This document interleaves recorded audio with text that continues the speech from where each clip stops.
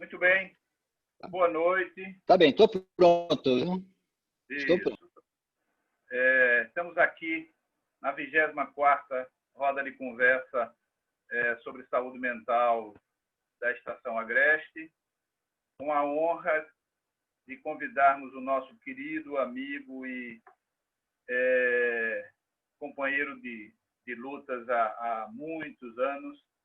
Eu conheci Naumar no ano que eu conheci Nery, em 84, em Recife, no Congresso de Psiquiatria. Naumar veio dar um curso sobre epidemiologia e Nery veio falar já da experiência dele, e foi nesse congresso que a gente se conheceu. Então, são pessoas que eu tenho a honra de ser amigo desde essa época.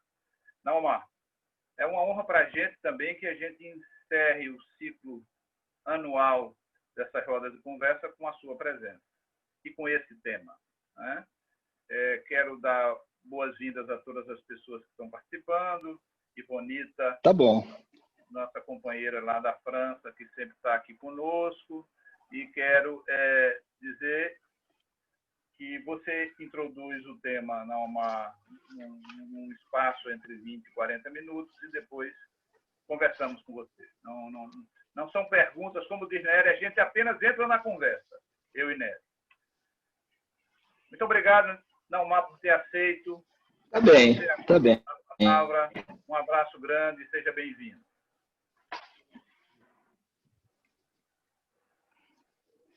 Bom, eu que agradeço o convite, é uma oportunidade também da gente atualizar e espero que possamos fazer mais uma conversa de amigos que há muito tempo a gente não se vê, e agora com a pandemia, nessa quarentena geral, nesse grande confinamento que o povo insiste em chamar de isolamento social, mas é uma das, eu diria assim, é uma das bobagens que a pandemia terminou trazendo para o nosso vocabulário, falar em distanciamento social e em isolamento social. Apenas no momento em que a gente está tendo um distanciamento físico, né? Na verdade, o social, de muitas maneiras, se potencializa, se diversifica, se recria, né? E a gente continua falando, e aliás, a mídia que termina trazendo isso aí como distanciamento social.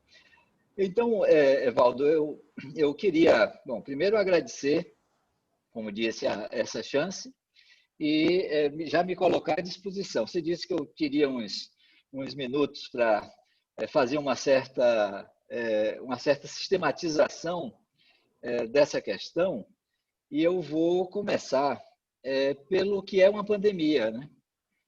Porque por um desses acasos históricos, minha formação é epidemiologia. Depois é que Nery me desviou do caminho, me botou assim para outros assuntos, outros temas, e aí nós terminamos fazendo coisas muito interessantes, mas a formação original, minha formação original é epidemiologia. E é quando, nesse momento da pandemia, eu verifico que, igual à Copa do Mundo, né, todo mundo é técnico de futebol em ano de Copa do Mundo. Aí todo mundo virou epidemiologista no Brasil no ano da pandemia. E aí talvez fosse interessante a gente começar essa conversa a partir desse tema muito concreto, né, que é a pandemia. Aí a gente pode começar um pouco recontando essa história da pandemia da Covid-19. Aí tem toda essa narrativa de ter ultrapassado o humano em algum momento naquele tal mercado de animais silvestres, né, na China. Aí, essa passagem para o humano de um ser que há uma disputa se esse ser é vivo ou não. Quer dizer, o vírus é exatamente essa transição entre o inanimado e o ser organizado. Pelo fato do vírus, do ponto de vista biológico, é apenas informação, é uma cadeia de DNA protegida de alguma maneira, mas que tem a possibilidade de, contaminando alguma célula, tornar essa célula cativa. Aí, Nery, a questão sim, de um apocalipse zumbi, nós já temos zumbis nesse momento, né? Mas as células que se tornam zumbis, elas são colonizadas pelo vírus e são forçadas a reproduzir o vírus, ou melhor, a replicar o vírus, né? Isso numa velocidade estonteante quando o processo infeccioso inicia, e o processo infeccioso viral é muito conhecido da nossa espécie, mas de muitos outros vírus. O mais, talvez assim, mais parte do nosso cotidiano são os diferentes vírus de infecções respiratórias, que a gente comumente chama de gripe, né? Isso é só um preâmbulo para dizer que tem esse ponto, eu diria assim, mais fortemente biológico do que é um vírus e exatamente o que ele tem de fraqueza, quer dizer, debilidade. Quer dizer, um ser que só tem informação precisa de outro ser para cumprir suas outras funções na evolução, inclusive a função da replicação. E essa grande debilidade, e talvez até uma vulnerabilidade essencial, faz com que esse ser tenha essa possibilidade, eu não vou nem usar capacidade, mas tem essa possibilidade de produzir efeitos no nosso organismo que são efeitos, num certo ponto de vista, catastróficos. Catastróficos para quem é infectado, que aí produz uma ruptura de processos e de sistemas com tal magnitude que pode ter um desenlace fatal para o nosso corpo, o substrato biológico do sujeito humano. Mas o que a gente chama de pandemia que esse processo individualizado, ele se torna coletivo, se torna social, aí se torna histórico, se torna econômico, se torna tecnológico, se torna político, se torna cultural, se torna simbólico. Agora, tudo isso ocorrendo numa simultaneidade que é fascinante, até como tema de reflexão, né? Aí eu pensei, se vocês concordarem, em a gente começar por aqui, quer dizer, o que é essa pandemia em sua complexidade? Pode ser, Nery? Está fechado, Nero. Claro que pode, não, mano. Bom, então, eu vou compartilhar aqui a tela. É só um slide apenas para o que eu preciso ser autorizado, Evaldo, pelo anfitrião para poder compartilhar a tela. Me autorize.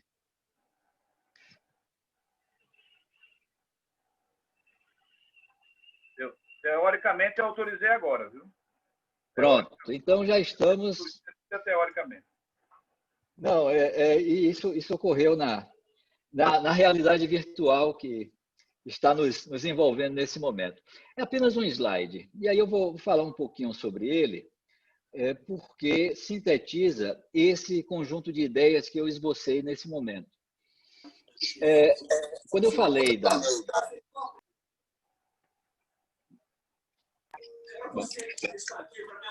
tem microfones abertos aí que talvez... Acabo de fechar. Vamos lá. Tá. Então, pronto. Então, eu estava falando dessa simultaneidade. E para entender essa simultaneidade, uma estratégia heurística é pensar em planos. A realidade tem múltiplos planos. Tem aquele plano biológico estrito, molecular, de fato, que um pouco a descrição da passagem viral e produzindo o início da infecção é no plano molecular. Agora, o que é, digamos assim, o objeto? Qual é o objeto nesse plano? É o vírus. Então, não foi por acaso que eu comecei a falar do vírus. Esse vírus ganhou o nome, SARS-CoV-2. É um coronavírus que produz um tipo de infecção respiratória. SARS é apenas a sigla dessa infecção respiratória. e ganhou esse nome em função do SARS-CoV-1, que na verdade não ganhou o nome 1 porque pensava-se, quando ele surge, naquela quase pandemia da SARS, foi um coronavírus. E aí, quando surge o segundo, os virologistas, os estudiosos de vírus, chegaram a essa convenção internacional de chamar a esse novo organismo que estava afetando humanos de SARS-CoV-2. É um processo de infecção. Então, a alteração no corpo humano é uma alteração conhecida, tipo infecção, é uma reação do nosso sistema imunológico a esse ser, que é um ser, assim, nesse caso, é um ser totalmente estranho, ele é um ser novo no nosso corpo, pensando no nosso corpo como um ambiente, como uma certa ecologia, né?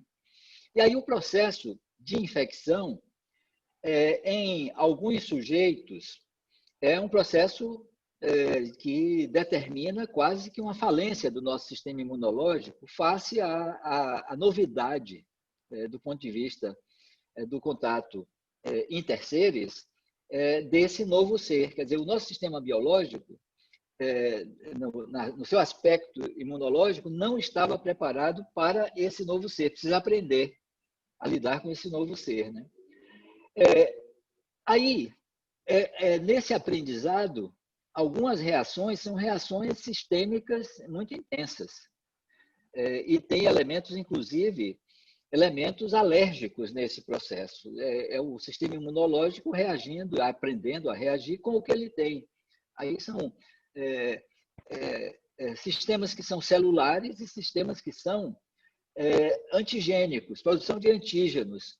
Mas o organismo ainda não sabe qual é aquele ser, que ele é novo. E então ele testa antígenos conhecidos. Por isso que a diferença de sintomatologia entre os sujeitos é muito grande, porque cada um de nós tem uma história imunológica, que parte dela, inclusive, é herdada, e outra parte é da nossa vida. Quer dizer, aqueles micro-organismos que na nossa vida nós tivemos contato, tanto do ponto de vista espontâneo, quanto do ponto de vista artificial, através de intervenções, que foram intervenções imunizantes, tipo vacinas e outras estratégias desse tipo. Aí, o plano seguinte, eu prefiro, em vez de falar só de plano, eu prefiro falar de interface, porque tem uma transição de um para o outro. E essa transição não é uma transição tão abrupta quanto muitos de nós pensamos. Então, essa transição para o plano clínico produz nos sujeitos alterações na nossa vida, quer dizer, na nossa capacidade de viver, e essas alterações, se elas são produtoras de sofrimento, de incômodo, de complicações, nós chamamos de sintomas. E aí aquilo que era uma infecção, que pode até mesmo passar despercebida, e muitas das infecções que nós temos, elas não marcam nada na nossa vida, não alteram grande coisa, mas outras alteram e alteram muito, né? E nesse caso, o objeto passa a ser a doença e não o vírus. Aí o objeto nessa interface, que eu chamo interface clínico-epidemiológica, é a COVID-19. E, novamente, essa é uma convenção. Quer dizer, como esse fenômeno não existia há um ano e passa a existir, ele ganha um nome na ciência. E o nome é esse, é uma coronavirose de 2019. Então, ela ganhou essa sigla COVID-19. A doença do coronavírus de 2019. Então, COVID é a sigla, coronavirose, doença na verdade, é em inglês, né? Coronavirus Disease 2019. E a sigla ficou. Aí muita gente ainda fala assim, a epidemia ou a pandemia do SARS-CoV-2. Quando a gente vai falar da epidemia ou da pandemia, a gente já fala da doença. E aí a doença chama a Covid-19. O vírus SARS-CoV-2 e a Covid-19. Nesse caso, o processo de interesse para a compreensão dessa complexidade é o processo de causação, porque é a causa de uma doença, e é claro, você pode pensar assim do modo mais simples possível. Não, foi o vírus. Mas a gente já viu que não foi o vírus sozinho. É o vírus interagindo com a história imunológica de cada um e de cada uma, né? É claro que nessa fase, muitas intervenções são possíveis, e aí nós temos essa coisa que seria assim caricata, hilária, ridícula, né? Desses tratamentos que aparecem, essa coisa da cloroquina, da ivermectina, medicamentos antipiolho, antihelmínticos. Não tem nenhum sentido biológico você imaginar que um antipiolho ou um antihelmíntico, ou mesmo um antiprotozoário, que é o caso da cloroquina, que é um quimioterápico antiprotozoário, numa lógica biológica em ele ter efeito sobre um organismo tipo vírus, né? Aí essa discussão dos tratamentos chegou àquela coisa que foi o extremo da caricatura, que foi o enema de ozônio, né? Que, é claro, seria assim, se não fosse trágico, porque gente morreu, boa parte da nossa, do que eu vou falar daqui a pouco, do que seria assim uma catástrofe do ponto de vista total do nosso país em lidar com essa transformação na nossa história epidemiológica, muito se deve a esse conjunto de equívocos, né? E um deles é esse, que infelizmente, Evaldo, nossos colegas médicos, um papel realmente terrível nesse processo, né? Então, passamos para a terceira interface, que essa sim ganha o nome de pandemia, o objeto é a pandemia, que é a interface do plano epidemiológico ao plano ecológico-social. E o que é uma pandemia? É uma epidemia que ganha uma escala mega. E uma escala mega não somente em intensidade, mas também em difusão. É uma cobertura mundial. Por isso chama pandemia, né? E, nesse caso, é uma das coisas que é mais fascinante na história dessa pandemia, é que, novamente, uma debilidade, uma fraqueza, se torna um elemento problemático. E qual é essa debilidade, essa fraqueza, do ponto de vista da agressividade? O SARS-CoV-2 não é um micro-organismo muito agressivo. É um micro-organismo que, para alguns sujeitos, ele pode ter consequências muito sérias, mas é uma das doenças infecciosas de transmissão respiratória com mais reduzidos indicadores daquilo que a gente chama de infectividade alta, uma contagiosidade altíssima. Agora, a letalidade é reduzida.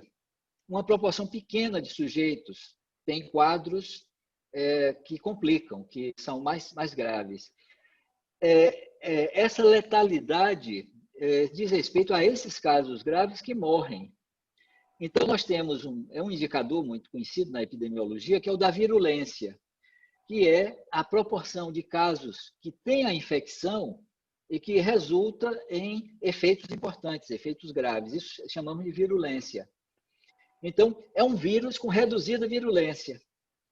E é um vírus com reduzida letalidade. Isso aparentemente é positivo, mas a pandemia vem daí.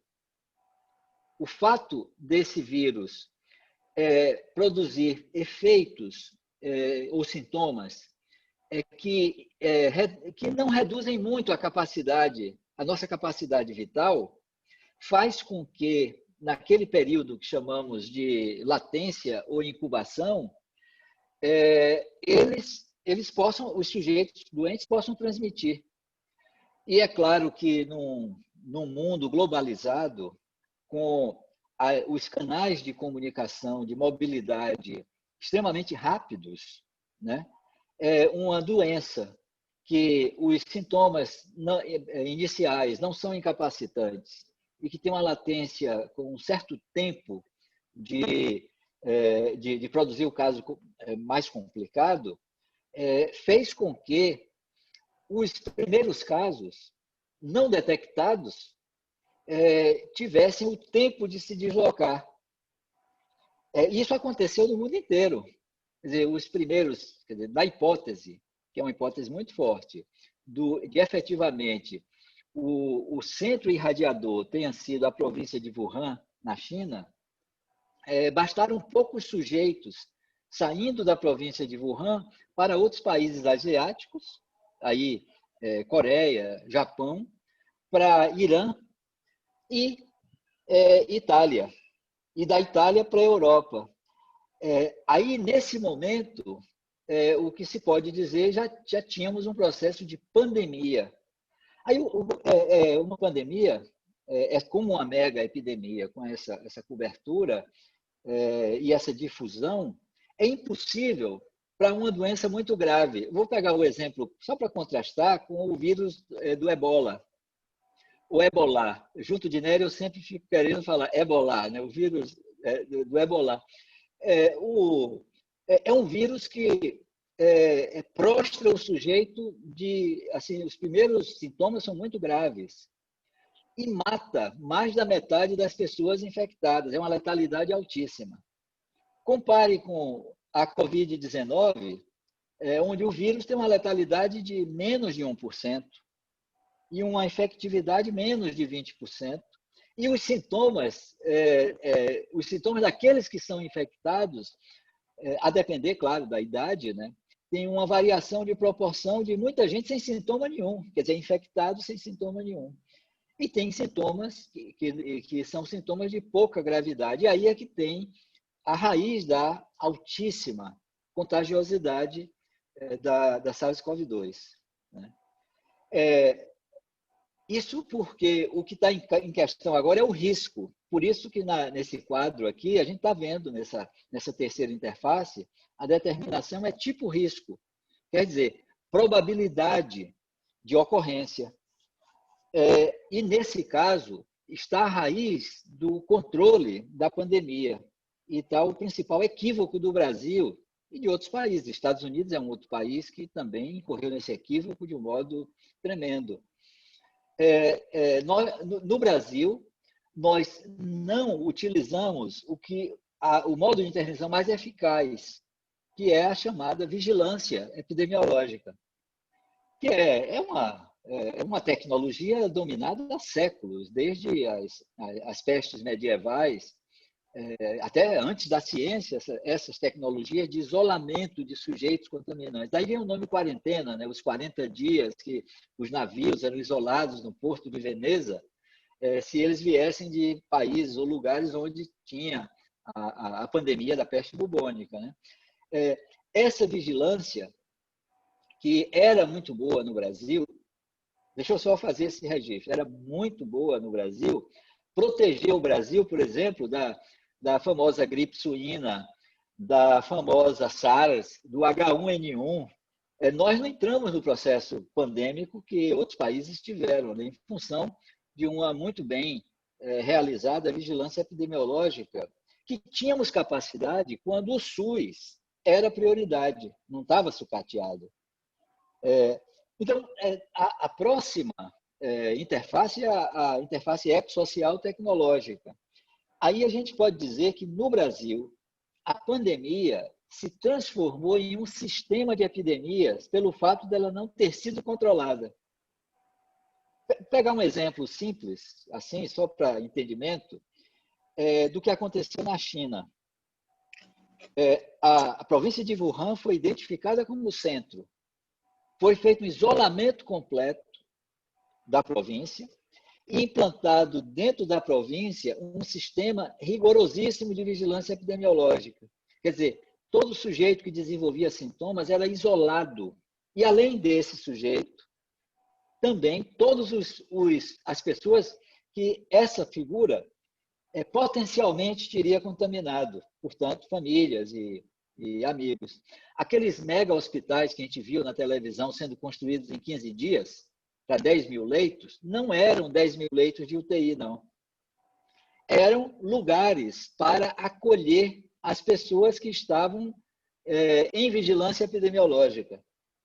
Aí vem toda essa discussão, mas a questão dos testes, naquele tempo os testes também não eram tão frequentes como estão agora, né? Então isso é tecnologia social de aplicação de uma estratégia epidemiológica de controle da pandemia, quer dizer, no caso dela se transformar em epidemia localizada. Aí o que é que acontece com a China? A China tem menos mortes do que um estado brasileiro qualquer. E é um país que tem a população imensa, que todo mundo sabe disso, a maior população do mundo. E qual é a questão aí? É que o modo de intervenção foi realizado nessa interface, né? E visando o controle. E não visando o controle pela redução do risco, e não pela redução do dano, ou pela mitigação do dano. O Brasil, por vários motivos, tomou decisões erradas, e até eu posso, se alguém se interessar, falar um pouco mais das decisões erradas, especificar algumas delas, mas a principal delas foi construir uma estratégia de negação da seriedade da pandemia e ficar numa posição defensiva, quase com uma declaração absurda de que a epidemia deveria graçar no território nacional para construir uma suposta imunidade de rebanho. Eu odeio até a palavra, que, aliás, os epidemiologistas não gostam da palavra, não. Ela voltou ao nosso glossário em função desse conjunto de desinformação que veio entre nós. Nós preferimos chamar de imunidade coletiva, que é arriscadíssimo. Ninguém nunca faz isso para deixar as doenças espontaneamente graçarem. O conceito de imunidade coletiva é para a utilização de vacinas. E você não precisa vacinar uma população inteira, e sim vacinar segmentos específicos para que haja o controle. Utilizar a ideia para deixar de um modo que a gente chama uma disseminação ou difusão selvagem. Difusão selvagem é terrível, porque alguns segmentos da população são imolados nesse processo. E, no caso, evidentemente, em nosso caso, são aqueles que já foram identificados desde o início da pandemia como mais susceptíveis, mais vulneráveis, mais vulnerabilizados, idosos, portadores de doenças crônicas, e isso concentrado num complexo de vulnerabilidade. Então, nesse nível, o nosso país, por uma série de motivos, fez uma opção muito estranha. E, aliás, essa opção continua. A medida e as deliberações são tomadas em função dos dispositivos de cura e não dos dispositivos de prevenção. E aí se fala de, por exemplo, leitos de UTI. Você tomar a decisão pelo último nível do sistema de saúde é absolutamente insensato. Isso significa que a opção é deixar a epidemia afetar os sujeitos e buscar reduzir os danos sociais possíveis, né? Isso é extremamente arriscado e resultou para nós uma das situações piores do mundo, apesar do que os dirigentes, principalmente o dirigente nacional, Máximo, né, nesse momento, tem falado que o nosso país teria tido uma das melhores performances do mundo. Não é uma mentira, isso é uma criminosa irresponsabilidade até pensar isso. Nós vamos chegar a 200 mil mortos, 7 milhões de casos, né? São números assim impressionantes, né? Aí, voltando, só para completar esse esquema, e aí a gente começar a conversar, tem o outro elemento que aparentemente justificaria estratégias dessa natureza, que aí já estamos na interface tecnológica econômica. onde o objeto afetado por esse fenômeno histórico, esse fenômeno catastrófico, esse evento crítico, que é a pandemia, que é a economia. E todos os países do mundo entraram em recessão, em função das medidas, em alguns casos, medidas muito duras. Essa recessão obrigou que os estados utilizassem mecanismos de proteção social. No caso do Brasil, esse auxílio emergencial e outras medidas que foram realizadas, em especial nesse plano microeconômico. E isso tem a ver com a interface seguinte desse evento crítico da pandemia, que é a interface econômica política. E o objeto fundamental de conhecimento da sua responsabilidade, da sua ação, da sua função nesse processo é o Estado. E o Estado brasileiro entra em crise. Muitos estados nacionais entraram em crise, não é só o Brasil. E os modos de intervenção típicos do Estado são os modos legislativos. Então, por exemplo, uma lei decreta estado de emergência. Esse é um dispositivo legislativo e está na alçada do Estado produzir efeitos e medidas, intervenções nesse plano, né? E, por último, e não menos importante, a interface do político com o simbólico. E o objeto fundamental nesse plano é o que muitos livros têm chamado de infodemia, né? Que é a epidemia de informações. Em fenômenos desse tipo, guerras ou catástrofes, claro, o pânico, o medo, a ansiedade, a angústia, né? Tem um formato, inclusive, uma possibilidade, inclusive, de um imenso mecanismo de defesa coletivo, né? Essa disseminação de notícias que, para uns, serve de consolo e, para outros, serve de objeto de gozo perverso. Desculpe, né, eu estar falando assim, viu? Não é muito minha praia, mas depois você pode até comentar por aí. E essa disseminação implica mobilização.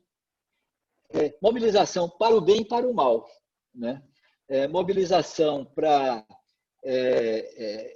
atuar no sentido de redução do dano social, de talvez até produzir processos que permitam uma superação dessa enorme crise, mas também mobilização para mesmo a própria potencialização dos problemas. Então, eu não tiraria de um certo plano de análise possível pensarmos em elementos de produção de caos, e que alguns teóricos muito importantes nesse plano estão chamando de uma necropolítica, né? Não tem momento mais assim predisposto ou vulnerável a uma necropolítica do que evento crítico desse tipo, como essa pandemia. Então, eu pensei em fazer essa introdução. Sei que em alguns momentos ela pode ter ficado extremamente detalhista, mas eu acho que aí tem pontos importantes para a gente discutir os temas que são correlatos e os temas da política, da democracia, da construção da história, são muito importantes a gente ter essa compreensão, para discutir esses temas ter uma compreensão mais complexa desse evento crítico que é essa pandemia nesse momento. Pois é. Não, mas veja, eu acho que esse encadeamento lógico, racional e científico, eu acho que ele é absolutamente essencial para que a gente introduza o nosso tema. Eu acho que quando tu mostra o teu esquema, tu facilita para que a gente compreenda, principalmente nós, os leigos, né? Porque, por terminar falando na infodemia, que eu acho que talvez seja uma das consequências mais desastrosas, você ouvir uma pessoa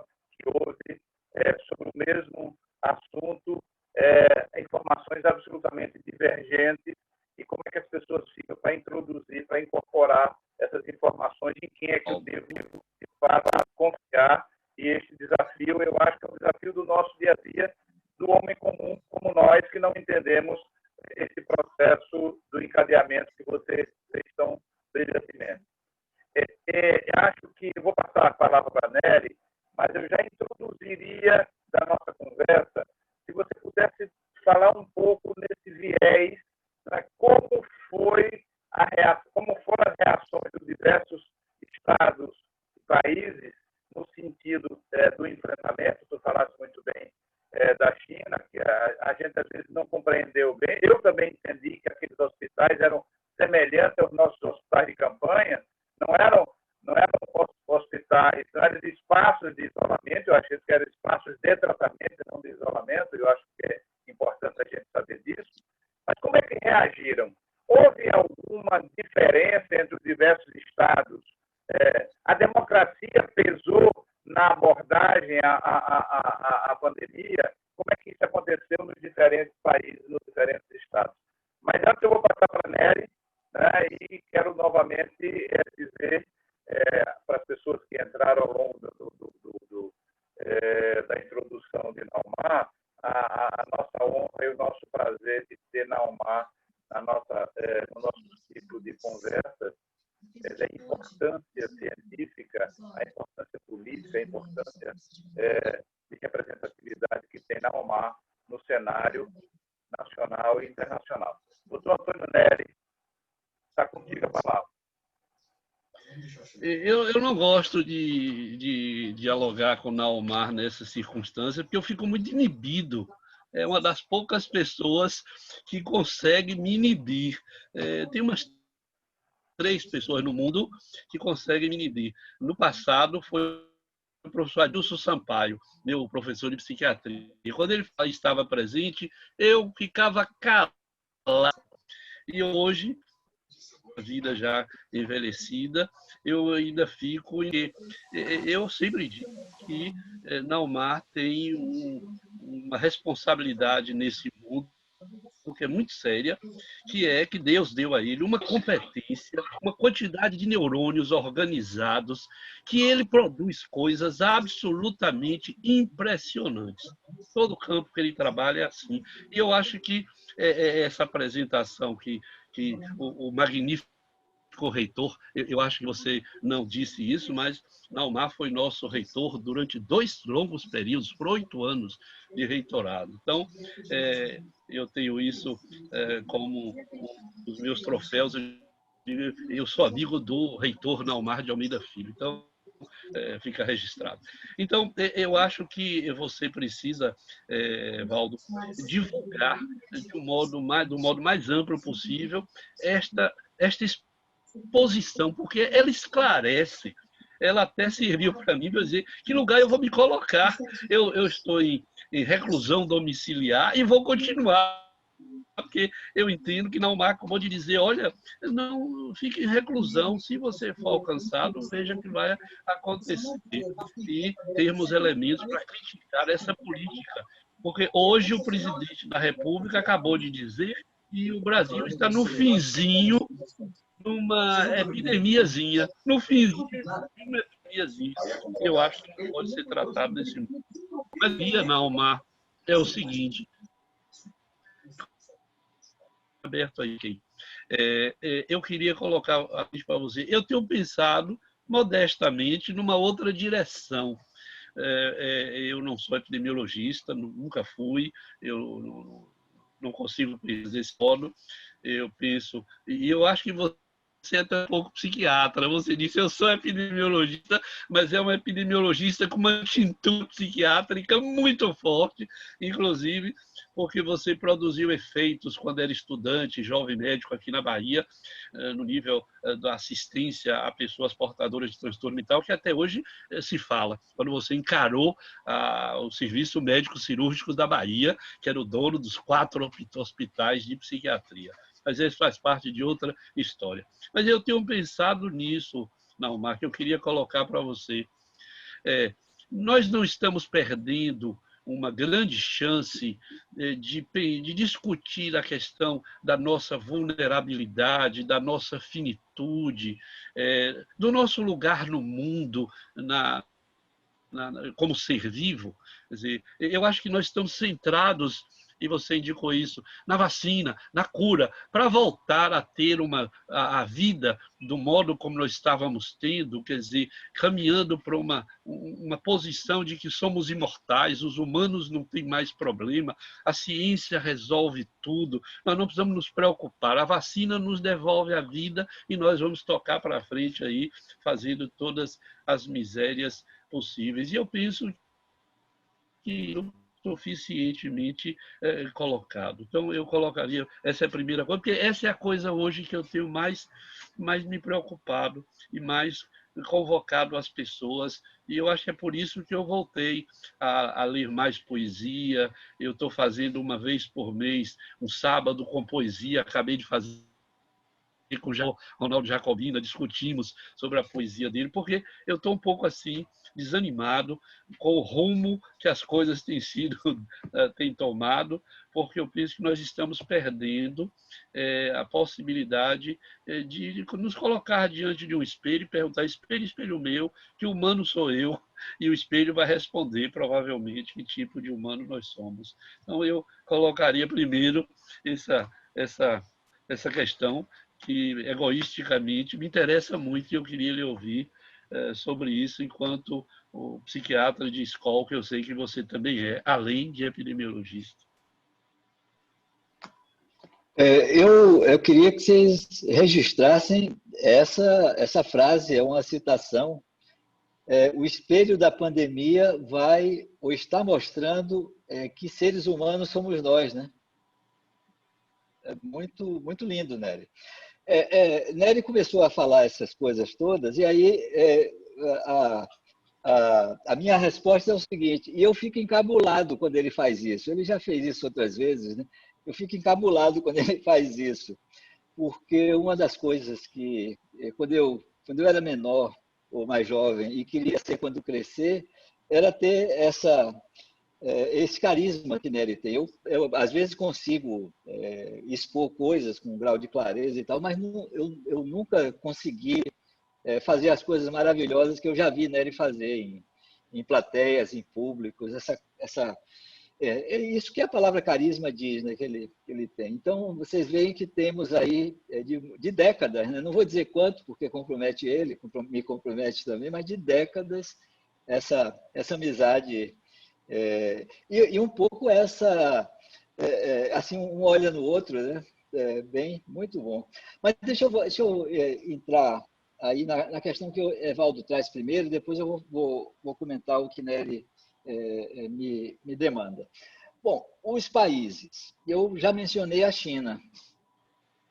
Os países próximos da China, basicamente Coreia do Sul, Japão, Indonésia, eles não puderam fazer o que a China fez, em função de uma série de questões, mas uma delas é a dimensão de cada um desses países. São países extremamente populosos e com a concentração demográfica ainda maior do que a China, né? E aí o que é que eles fizeram?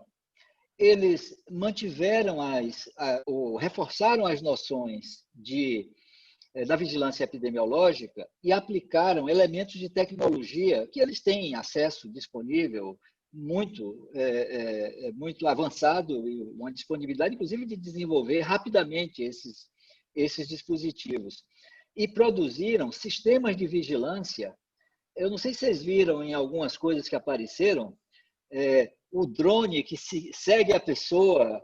Então, alguém que tivesse sintomas ou um teste positivo tinha a indicação explícita de fazer a quarentena, identificando os sujeitos que tinham tido contato, para fazer o que em epidemiologia a gente chama de bloquear a cadeia de transmissão. Então, esses países utilizaram esses mecanismos.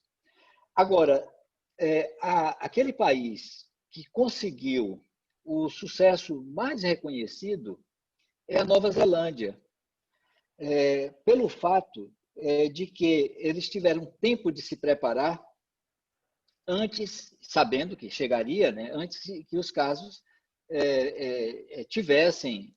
Agora, ao chegarem casos na Nova Zelândia, essas mesmas lógicas de contenção da contagiosidade foram implantadas. Como o país era pequeno, o país se isolou totalmente do mundo, num certo período.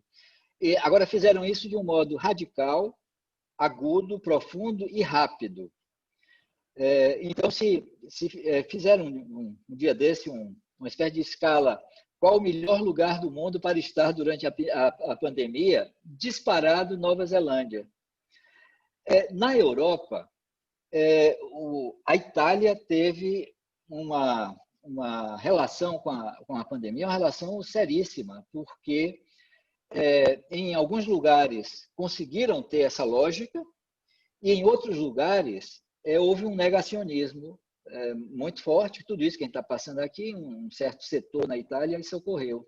Aí, Evaldo, a resposta italiana foi uma resposta de um Estado caótico e com uma variação muito grande em função de uma autonomia muito interna dos entes federados italianos, né?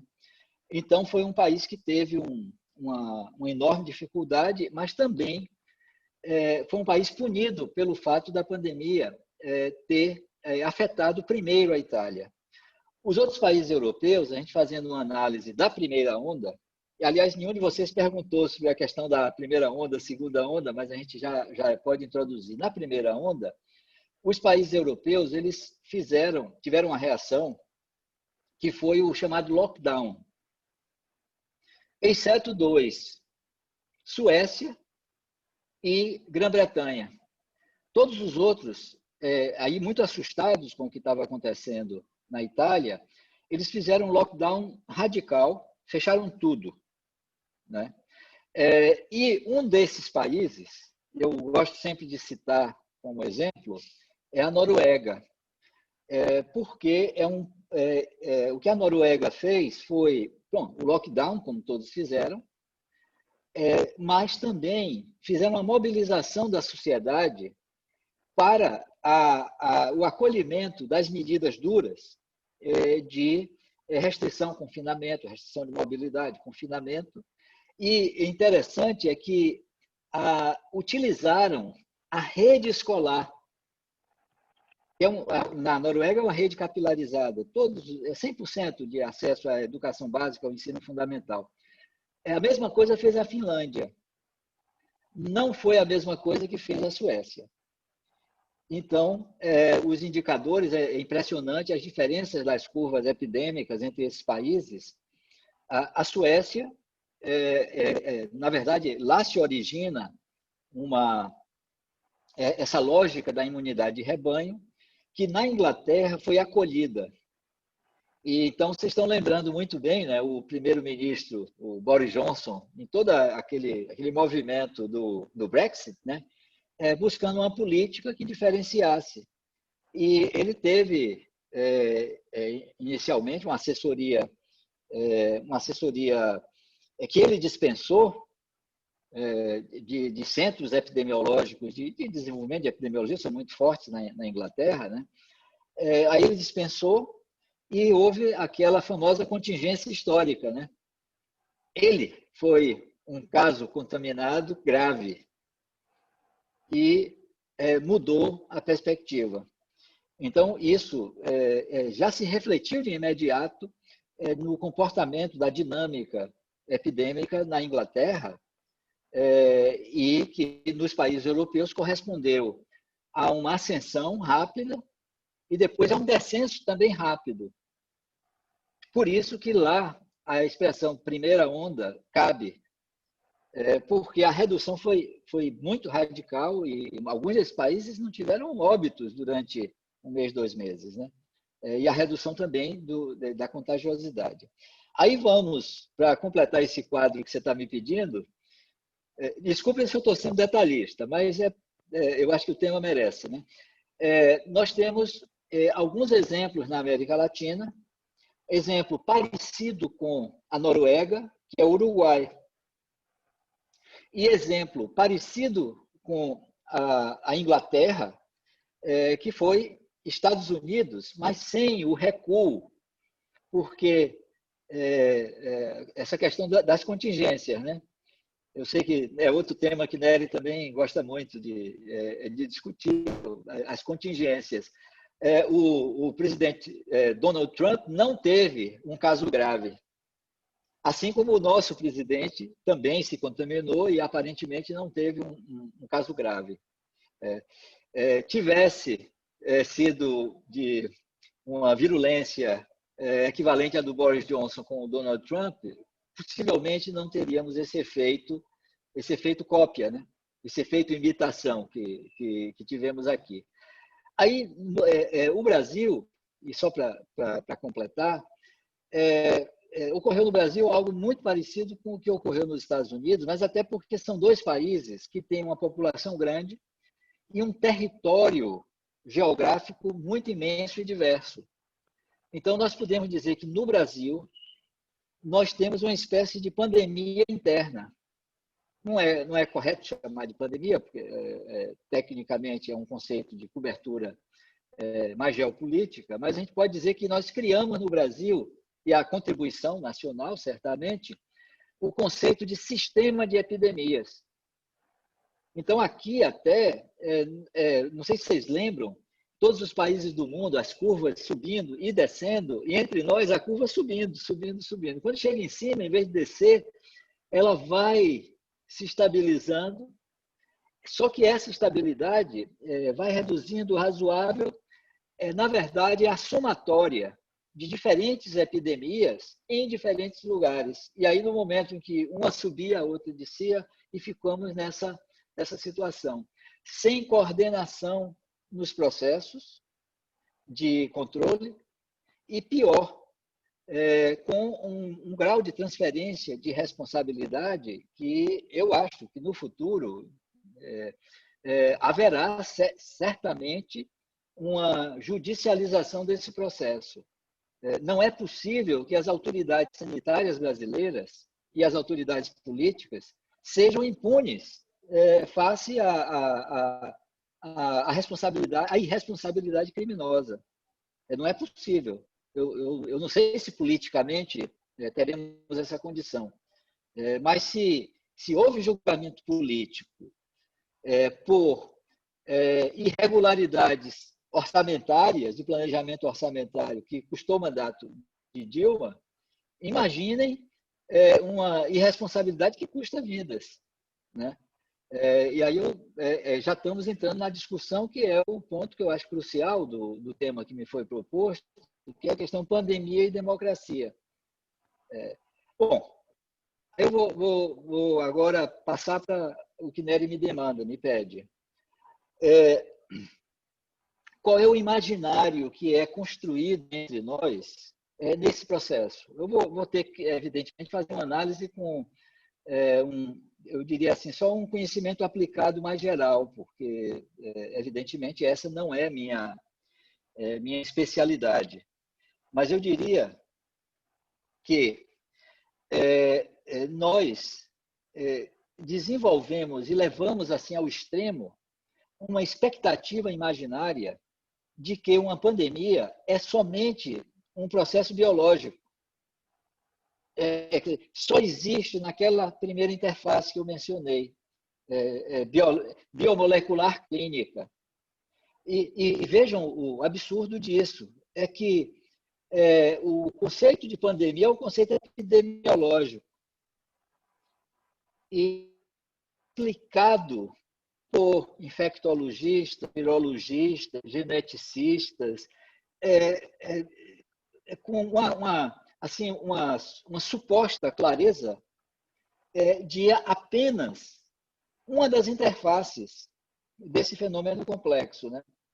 E aí isso criou no imaginário popular, ou talvez até nem tenha criado, mas tenha se articulado a um imaginário popular que foi politicamente promovido, de que temos solução tecnológica.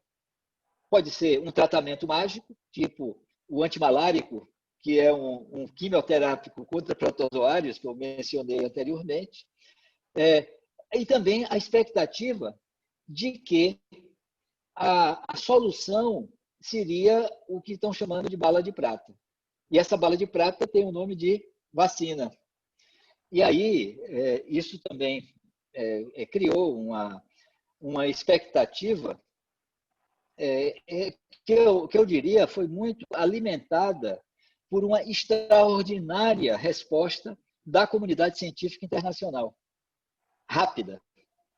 Quer dizer, já temos vacinas com eficácia demonstrada em 6 meses de processamento e desenvolvimento. Isso é um recorde histórico, né? E essas vacinas são múltiplas, elas têm metodologias distintas, o que também na história é inédito. E algumas dessas vacinas elas são vanguarda, estado da arte, quer dizer, primeira aplicação de conhecimento básico para o desenvolvimento dessa tecnologia. Aí a pergunta é a seguinte: olha, estamos, qual é a efetividade, não eficácia somente, a efetividade. A diferença de eficácia e efetividade é que eficácia é a solução de um problema de qualquer modo, não importa como, mas é uma solução. E a efetividade é a solução concreta na situação real. Então, por exemplo, se temos uma vacina que tem uma eficácia de 95%, mas precisa de um refrigerador que vai a menos 80 graus centígrados, a efetividade dessa altíssima eficácia fica comprometida, né? E a outra coisa é a efetividade para quem? E aí, Nery, o tema eu acho que aí entramos na questão da democracia.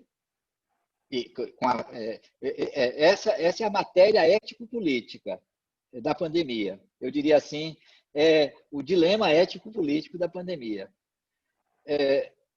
Esse para quem faz com que a gente seja forçado a ver a efetividade em relação ao objetivo da ciência, ao objetivo do Estado, ao objetivo das instituições, ao objetivo do conhecimento humano, se é um objetivo democrático ou se é um objetivo, eu diria, até autocrático, pelo menos, para dizer mesmo, ou se estamos falando de aceitar essa absurda, imensa, vergonhosa desigualdade que estrutura a nossa sociedade. E aí eu posso dizer que, do ponto de vista da efetividade para a superação da pandemia, para aqueles 5% da população brasileira que tem um acesso majoritário, prioritário, privilegiado à riqueza nacional, céu de brigadeiro. Mas se o conceito for para a sociedade real, então nós temos aí uma discussão política a ser feita, que é exatamente esse tema que está nos envolvendo nesse momento, né? O que mais me digam? Mas eu vou voltar um pouco para lhe provocar nesse sentido, de que nós não devemos estar também colocando diante de nós para discutir esse nosso lugar nesse mundo atual em que vivemos, que é isso que eu coloco como uma epidemia sendo a distância que nós estamos vivendo. Eu não sei se a látera de tudo isso que você colocou, o látera aqui é porque eu compreendo tudo que você colocou, mas eu colocaria aqui, mas essa circunstância que eu dizia, eu não esperava, confesso, viver uma pandemia no final da minha vida. Eu tenho 76 anos, né? Você sabe disso.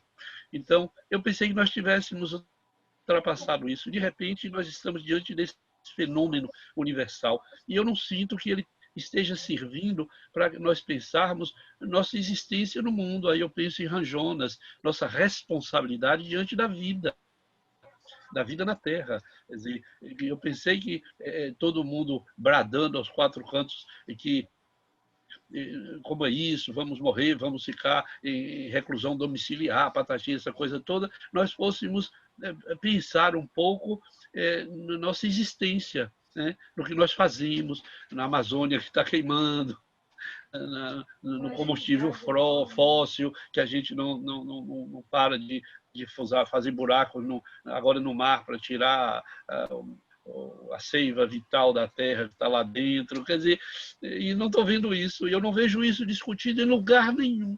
Não se coloca isso nesse campo, chamaria bioético. Discutir um pouco, olha, tudo isso é real, mas vamos pensar um pouco, vamos aproveitar que nós estamos diante disso, um pouco nossa existência neste mundo, que é nossa casa, eu não vejo.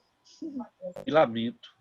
Não, eu também não sei se isso é importante, que eu queria lhe ouvir, porque como eu considero que tudo que você diz eu tomo com uma coisa muito importante, eu levo meses pensando nas coisas que você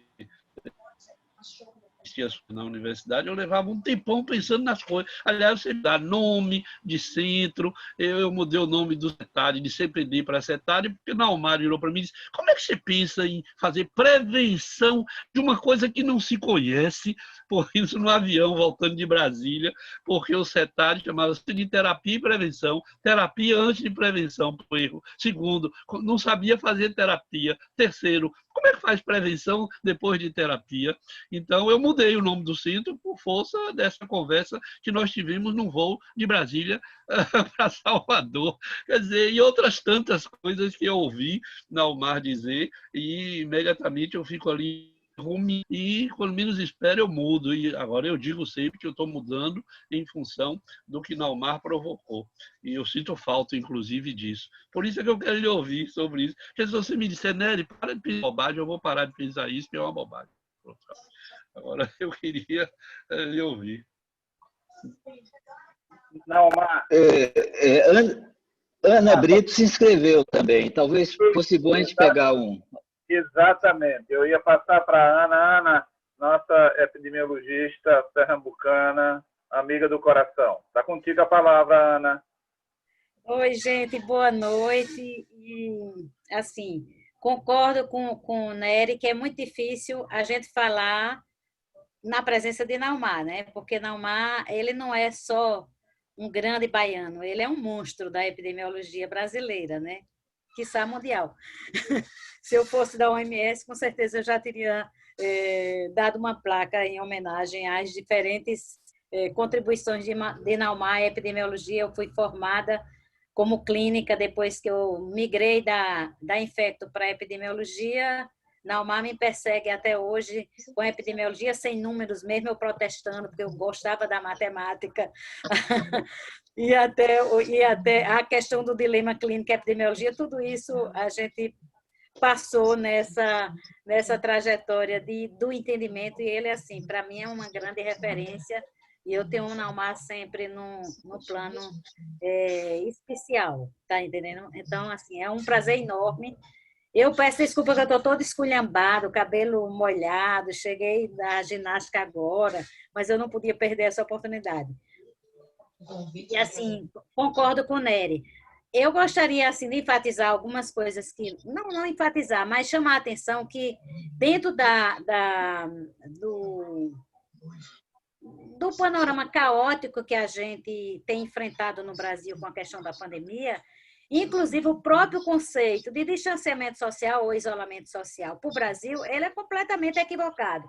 Porque, na realidade, no Brasil, o isolamento é quem está num leito do hospital lutando pela vida, porque ficar em casa é um privilégio. Então, se a gente parte deste patamar, a gente já entende que a própria discussão das medidas preconizadas para a gente reduzir a transmissão do vírus, no Brasil ela tem outra conotação, né? A Naumar já perpassou todo esse debate, mostrando a questão das iniquidades e da ditadura, mas só para mostrar que é uma coisa que parecia tão simples quando se fazia a convocatória nas próprias portarias dos governos estaduais, implantando, naquele primeiro momento, lá em março, 18 a 23 de março, a maioria dos estados fizeram isso por omissão do governo federal, né? De que a gente deveria entrar no momento em que era importante observar essas medidas que vinham sendo observadas em outras partes do mundo como realmente uma possibilidade de redução da cadeia de transmissão viral e, dessa forma, diminuir a carga de doença, de sofrimento e de óbitos. E nessa epidemia, a gente trabalha com duas perspectivas. Uma é na redução do sofrimento humano e outra, pela primeira vez, em todos os enfrentamentos de pandemia, a gente se preocupou com a saúde do sistema de saúde.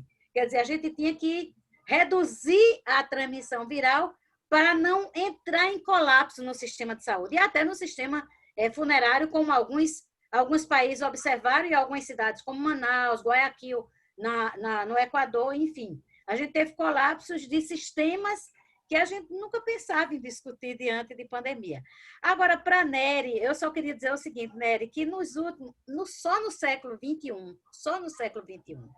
a gente, até o ano 2002, a gente só conhecia 2 coronavírus que pudessem dar doença em seres humanos, que eram resfriados comuns. Só no século XXI, a gente já tem 3 grandes epidemias e pandemias instaladas por 3 coronavírus diferentes. Um foi o SARS-CoV, né, o primeiro lá da China, depois o MERS na Arábia Saudita, quer dizer, eu estou colocando na questão local, e mais recentemente o SARS-CoV-2, que é esse que a gente está vivendo. Então, realmente, eu acho que o grande problema do nosso século, o que a gente não esperava, são as zoonoses. Tá? As zoonoses parecia ser aquele capítulo lá das doenças infecto-contagiosas que a gente não se preocupava muito. Eu mesmo, como clínica, quando estudava as zoonoses, parecia uma coisa de menor importância. Eu me preocupava muito mais com estudar hepatites, tá entendendo? Trabalhar com a perspectiva do controle das doenças imunopreveníveis, mas zoonose, sabe? Doença, isso aí passa. O homem é um acidente no elo da cadeia de transmissão das doenças, doença de Chagas, parecia ser coisa completamente superada. Então, acho que, assim, esse é um desafio ainda maior, porque ele retoma questões que, se a gente achava que ia estar preocupado com doenças tipo com a emergência da AIDS, hantavírus, etc., etc., a gente se depara realmente agora, num século, em menos de 20 anos do começo de um século, com 3 zoonoses importantíssimas. Eu acho que esse enfrentamento, que tem a ver realmente lá com a nossa preocupação, Nery, com a floresta amazônica, com as nossas reservas naturais, elas são procedentes. Então, nós temos realmente uma preocupação e eu acho que a nossa perspectiva ela é muito difícil, tá entendendo? Como ser humano. Porque mesmo que a vacina não seja uma bala de prata, a gente não defende isso, concordo e sigo essa orientação desde o começo, a gente vem discutindo isso na Abraço, em outros fóruns, mas a vacina é uma medida, neste momento, importante para a gente reduzir, pelo menos, os casos, quer dizer, a gente reduzir a carga de doença, tá? E começar a trabalhar com a perspectiva de redução da transmissão. Mas mesmo esta vacina, suponhamos que as 4 que estão em teste no Brasil tivesse disponível, não fosse a atitude criminosa do governo federal brasileiro, se a gente já disponibilizasse pelo menos 2 delas nesse momento, tá entendendo? Não fossem as manobras sucessivas que vêm sendo feitas, inclusive com a própria Anvisa, que até me surpreendi hoje, Naumar, quando a Anvisa libera o uso emergencial da vacina experimental temporária, se a gente já tem uma lei desde maio, se eu não me engano, da própria Anvisa, tá entendendo? Que diz que o uso experimental de forma emergencial, ele está liberado desde que tenha sido aprovado em agências como nos Estados Unidos, Reino Unido, China e acho que Grã-Bretanha, se eu não me engano. Então, assim, a gente é surpreendido todos os dias com manobras impeditivas e quase que como assim, para justificar a irresponsabilidade do governo federal.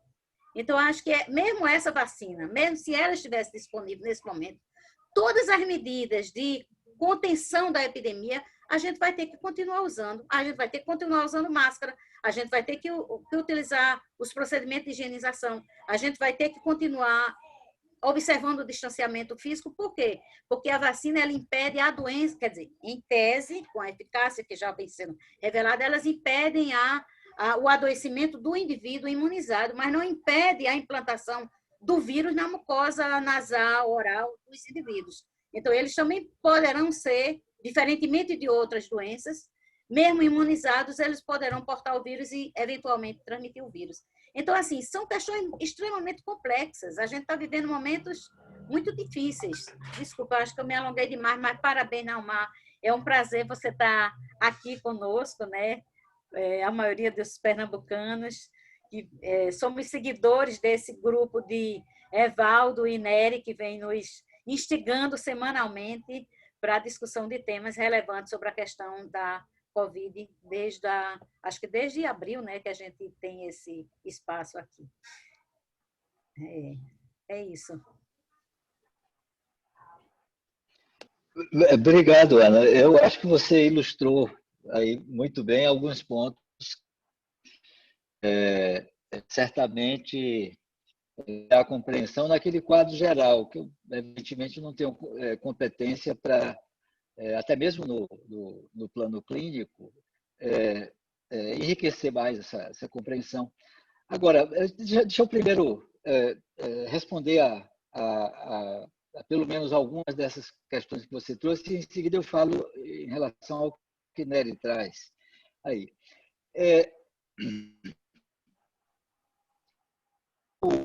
Vacina ou outra tecnologia desse tipo é separada de um plano de enfrentamento, terá consequências que podem, inclusive, fazer com que essa pandemia se torne endêmica em nosso país. Porque o que pode acontecer é a aplicação dessas tecnologias tendo o indivíduo e não a sociedade como foco. Se você tem o indivíduo como foco, estarão provavelmente, por serem prioridade, protegidos. Isso pode significar, e isso me preocupa, pode significar ter a Covid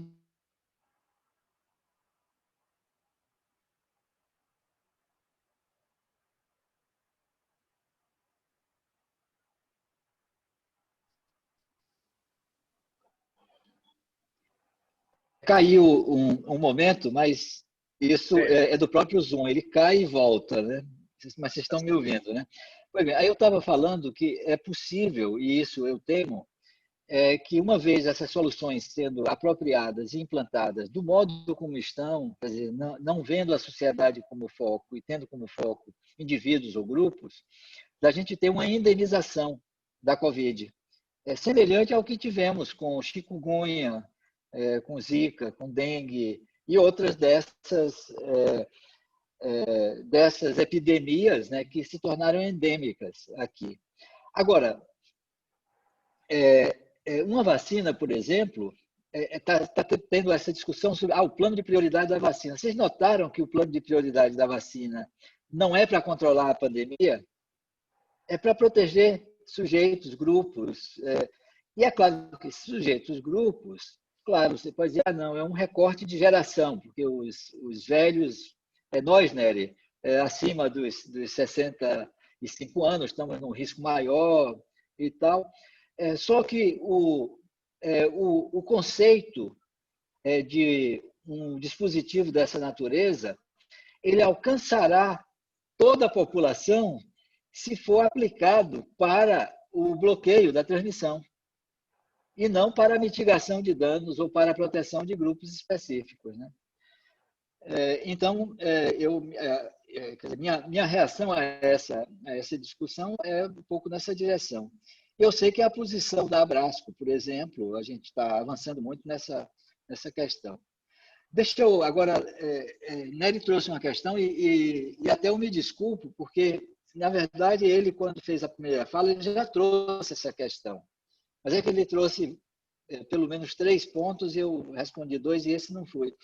Olha, quando a pandemia mostrou a cara, início de fevereiro, ocorreu assim, quase que uma onda. Todos os grandes pensadores do mundo, os filósofos, os teóricos sociais, correram para escrever coisas sobre a pandemia.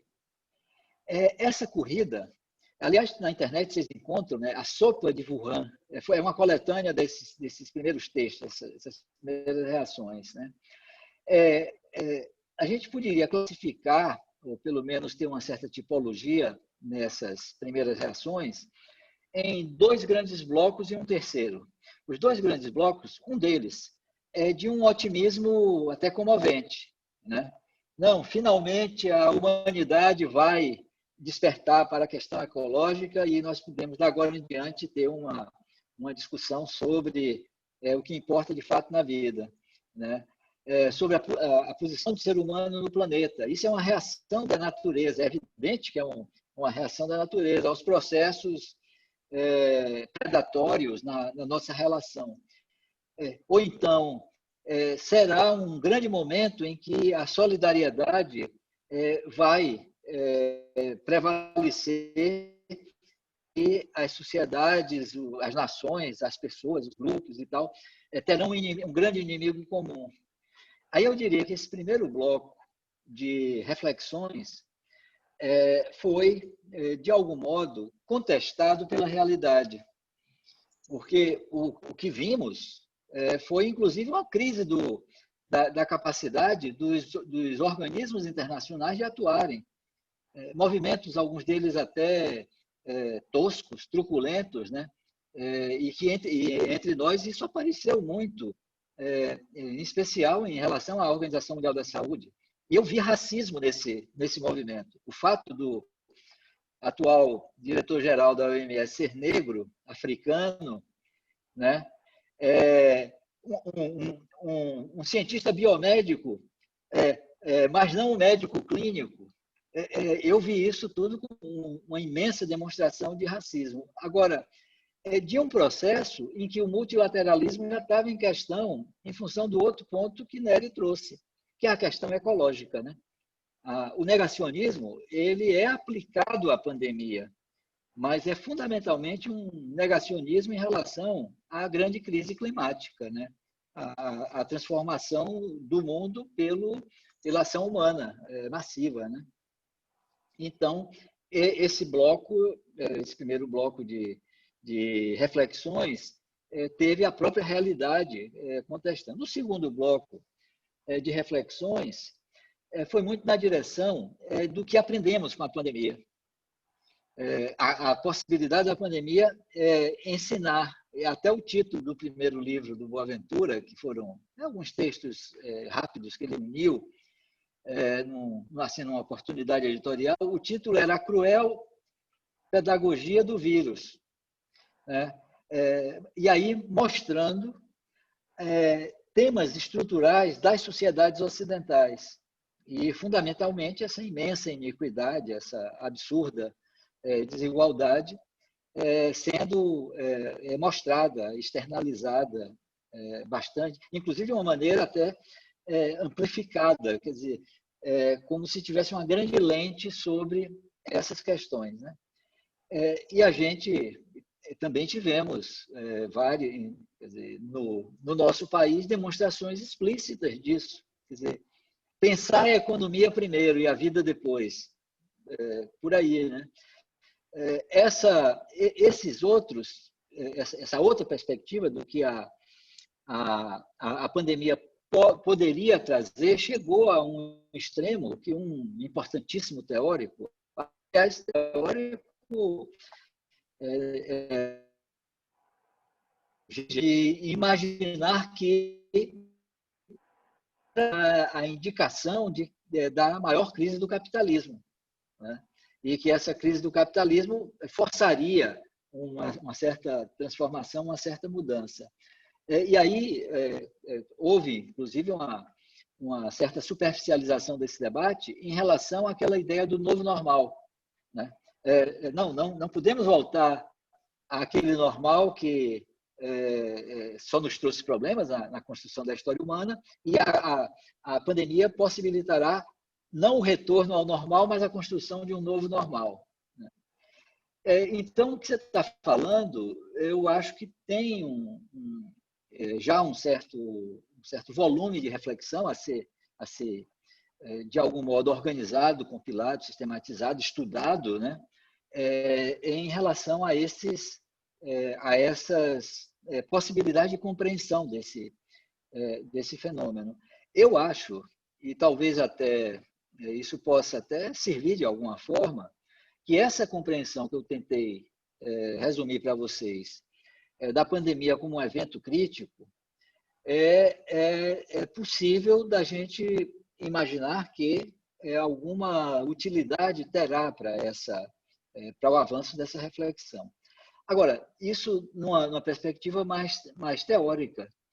Nessa perspectiva mais teórica e também teórica reflexiva, você traz quer dizer, você fez uma pergunta direta aí. Será que a pandemia não nos fará pensar mais sobre quem somos? Eu acho que não, porque essa pandemia tem um elemento etário muito claro. E eu não estou falando somente etário biológico. Nós temos um etário cultural. Temos uma diversidade de relação com a realidade que é a produção de culturas generacionais. E com o mundo se transformando numa velocidade muito grande, as gerações são muito diferentes.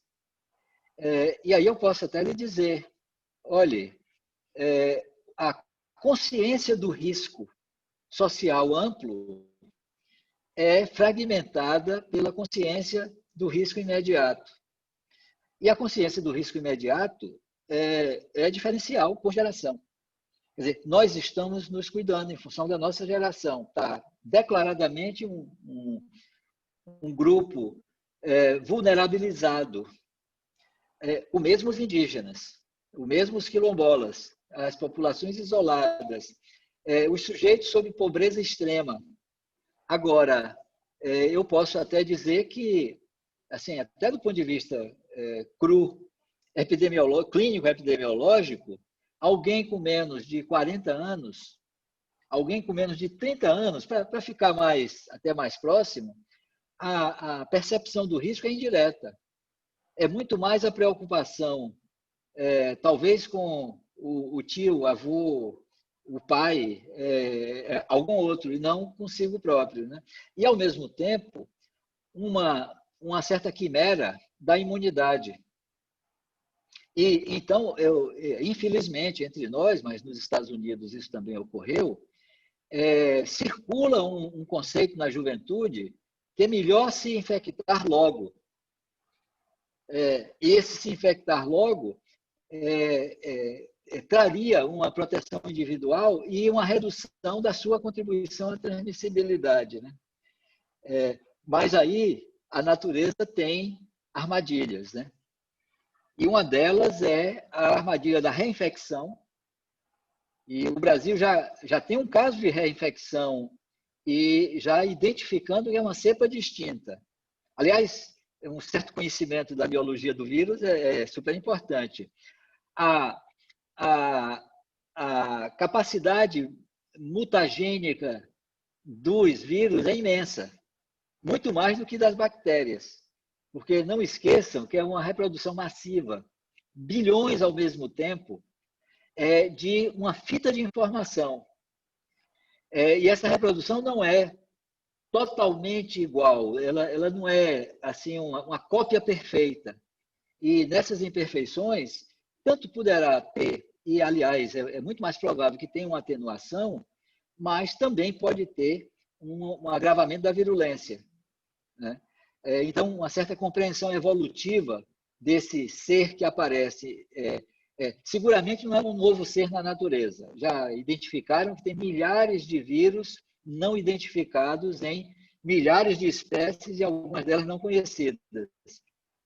Mas, em relação à convivência com o ecossistema interno humano, é novo. E nessa novidade há um estresse evolutivo pela mutação.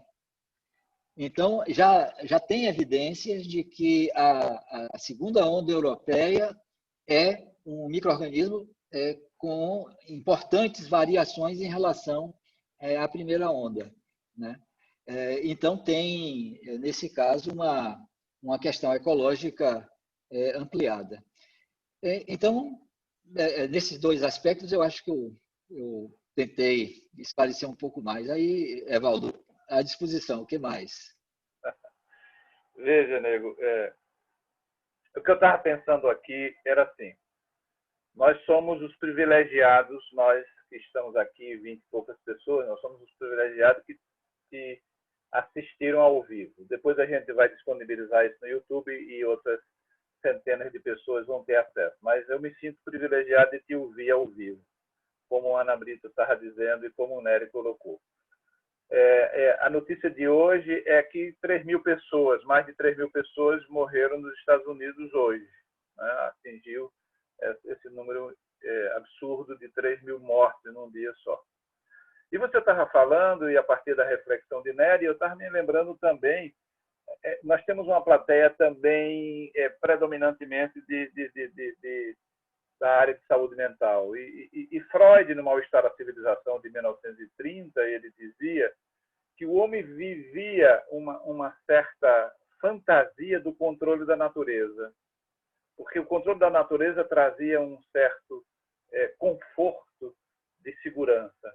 E que, de repente, quando vem a natureza, através de qualquer forma, e que desestabiliza essa pseudo-segurança, o homem é invadido pelo sentimento de desame e de desamparo. Eu acho que este sentimento que Nery estava trazendo tem a ver com este sentimento de desamparo, até de desesperança que Freud tratava no Mal-Estar da Civilização. Eu acho que você nos deu uma possibilidade de conversar sobre isso de uma forma absolutamente objetiva, técnica. Você teve, como sempre tem, um raciocínio que tem um começo, um meio e um fim. A gente tem uma tradição de durar 1h30 e a gente está às 20h31 e eu queria, de novo, dizer que é uma honra, uma tremenda honra que a gente possa encerrar o ano e essas 24 rodas de conversa exatamente com a qualidade da contribuição que você nos deu hoje nesse nosso encontro. Além de... Eu digo também, Naumar, que eu e Nery inventamos uma forma de encontrar com velhos amigos. Então, a gente disfarça no científico o que está por trás, que é o afetivo. Então, me encontrar contigo também é uma coisa muito gratificante do ponto de vista afetivo, além da extrema e extensa contribuição científica que você nos trouxe. Encontrar com amigos foi um desafio que nós fizemos, eu e Nery. Então, a gente sempre está chamando pessoas que a gente sabe que tem toda essa contribuição, mas tem todo esse afeto que nos liga. Muito obrigado por ter aceito. Muito obrigado de novo. Foi uma honra, um prazer tê-lo encerrando esse nosso ciclo de 2020. Vou passar a palavra para a Nery, depois passo para você. Mas muito obrigado de novo. Meu amigo Antônio Nery Filho. Eu estou lamentando que essa 1h30 tenha chegado desse modo. Eu acho que nós começaríamos outra conversa, porque ele acaba de me responder e dizer, olha, essa é sua fantasia, se você pensar que os humanos vão começar a pensar, ele respondeu claramente. Você viu que ele foi delicado, foi de um lado, foi do outro, para no final dizer, Nery, não é por aí, não vai, nós temos diferenças generacionais, eu estou vendo minha neta, Ana Beatriz, com 15 anos, é exatamente isso, ela diz, eu tenho que me preocupar com a minha avó, mas não com ela mesma, quer dizer, ela está fora desse sistema. Então, eu achei que nós podíamos começar outra conversa com o Naumar a partir daqui. Então, nós vamos ficar, como diriam os psicanalistas, nesse corte, hein, Ionita? Nesse corte que vai nos permitir exatamente não resolver. A minha vontade era, pô, não, mas continua falando aí, porque eu preciso encontrar solução. Eu preciso saber que isso vai Todas as respostas. eu preciso de respostas, né? E é evidente, ele casado com Denise, meu psicanalista de escola, deve ter aprendido que, tem de cortar e deixar o espaço para a falta que nos move. Então, eu vou ficar nesse lugar. E, por último, eu vou só dizer, mas não contar completamente, daquele famoso congresso em que Naumar me ajudou a trazer para a Bahia todas as lembrancinhas do seu congresso. Eu tive a ajuda dele, não sei se você se lembra, ou se o próprio Naumar se lembra, que eu dizia, Naumar, guarda aqui essas estatuazinhas que eu vou lá dentro de novo. E Naumar cheio de dedos, porque eu estava roubando as suas peças. Roubando, eu tinha direito a uma, eu trouxe 8 peças diferentes, e ele ficava todo agoniado, porque eu dava a ele para guardar, e eu voltava lá para pegar a outra, de modo que isso faz parte da nossa história de jovens psiquiatras em Pernambuco, roubando estatuetas de nosso colega, presidente do Congresso, Valdo Melo. E eu fui barrado, e o cara me disse, o senhor não pode entrar, mas o presidente autorizou que eu entrasse. Aí o cara deixou, eu entrei e roubei mais 2. Quer dizer, foi isso que aconteceu. Que eram peças de bairro de Caruaru, feito do Alto Moura, né? Simbolizando, para quem não era nem nascido naquela época, eu mandei fazer peças lá do Alto Moura que representava o terapeuta de grupo, o terapeuta individual, o psicanalista, e nós tínhamos essa representação nos bonecos de barro, ora com a psicanalista feminina, ora com... Então, toda essa representação, e quem participava das mesas tinha direito a receber uma peça. E Nery recebeu a peça dele pela mesa e disse, não, eu vou buscar o resto. Aí se arma do charme de Naumar e do charme e o encantamento que Nery é capaz de propiciar, e nos roubaram todas as estatuetas de todas as formas. E Nery e eu somos os únicos cidadãos que participaram daquele congresso que temos toda a coleção das peças de barro dos mestres lá do Alto do Moura. Mas foi isso. Obrigado, não. Obrigadíssimo. Eu espero não levar mais tanto tempo sem lhe ver. Muito obrigado, obrigadíssimo. E um abraço para todos os seus. Bom,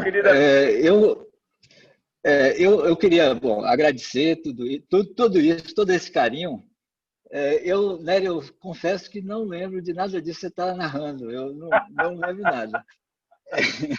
Agora, eu só lembro que Denise tem, de fato, uma dessas peças, e eu tinha até esquecido onde é que ela tinha conseguido. E agora você está me dizendo que eu participei dessa aventura. Bacana. Mas eu queria, já que Nery falou em corte, eu queria propor a gente fechar com uma outra reflexão, que é um corte também.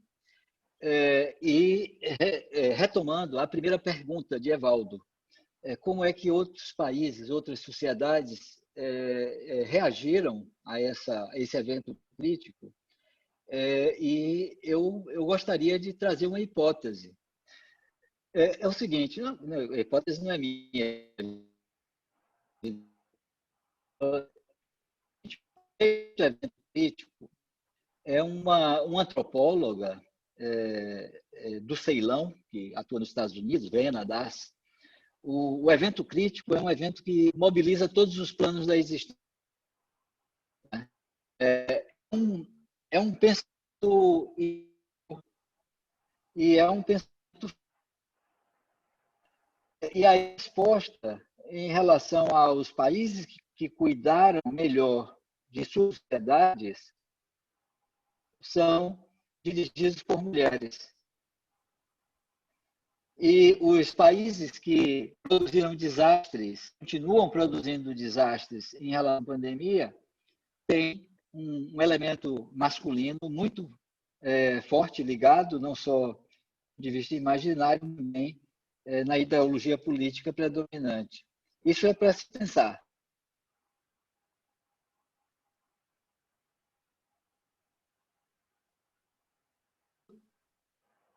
Nesse corte que eu quero vocês pensar sobre o que foi a diferença do de Angela no mesmo dia do Bolsonaro, aquela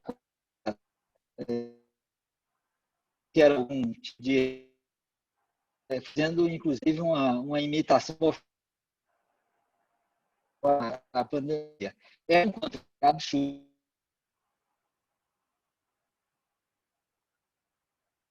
Foi embora. Foi embora. Vamos ver se ele volta.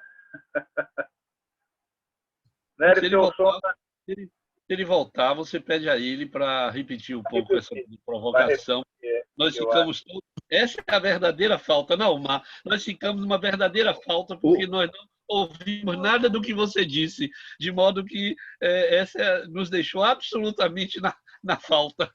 Então precisa que você recupere um pouco o que você disse aí, por favor. Se vocês quiserem, paramos um minuto, né?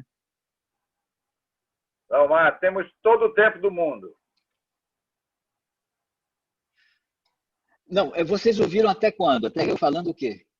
Quase nada.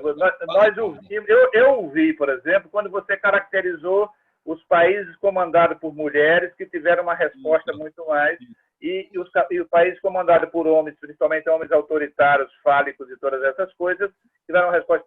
Mas a articulação dessas ideias ficou muito partida, entendeu? E se tu pudesse fazer um resumo disso, seria importante. A partir daí. Para a gente registrar.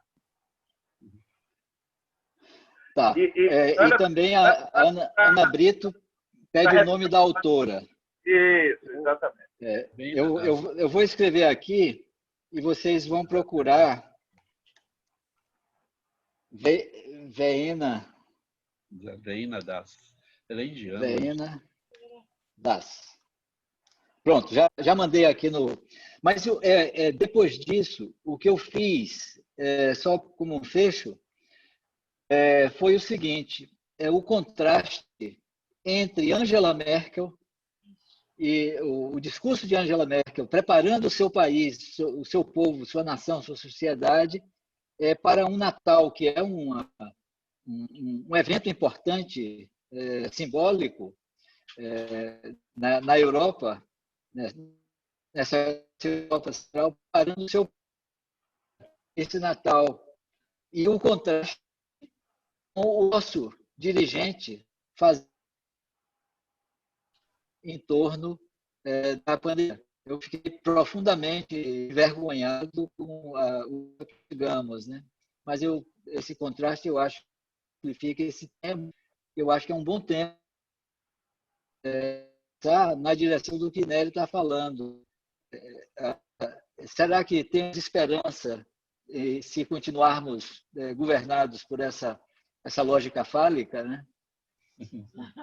É bom a gente pensar por aí, né? Interessante. Obrigadíssimo. Muito feliz de reencontrar os amigos e temos que nos despedir para ter o gosto de, quem sabe, no futuro próximo, a gente ter mais coisas para conversar, né? Um abraço grande para todos, para a Naumai, para todos os outros. Nery, um beijo grande. Feliz Natal para vocês. Feliz Natal para todos, que a gente vai entrar na roda de conversa. O novo ano. Obrigada, Nery, Evaldo. Feliz Natal, parabéns. Parabéns às resistentes aqui, Vonita, Ana Simone. Isso, Ana Simone. Tanta gente que está tudo coberto nos Galaxy, nos iPhones aqui, que a gente não consegue. Tchau, beijo gente. grande, gente. Até mais. Naumar, Nery, um beijo grandão. Obrigadíssimo, um grande abraço.